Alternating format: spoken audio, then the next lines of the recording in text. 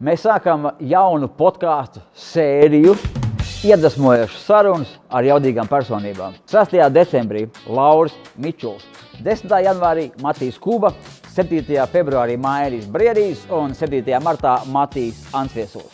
Lauris Mičuls, īpašnieks vienam no lielākajiem fitnesa zīmoliem Latvijā. Jaudīga personība, no kuras mēs gūsim iedvesmu. Matīs Kuba, uzņēmējs un investors, viņa apgrozījums uzņēmumā 3 miljoni, kā arī līdziepašnieks akcijas sabiedrībā, kas apgroza 150 miljonus.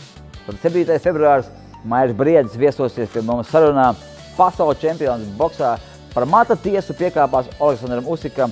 7. marts Matīs Ansviesuls, kurš patiešām iedvesmo 200 miljonu ieņēmumu gadā, kā arī nodarbina 1000 darbiniekus un uzņēmums pelna ārpus Latvijas. Šo podcastu jeb sarunu var vērot klātienē Izaugsmes klubā un šeit uz vietas arī uzdot jautājumus. Seko līdz jaunumiem, nepalaid garām, iedvesmojies.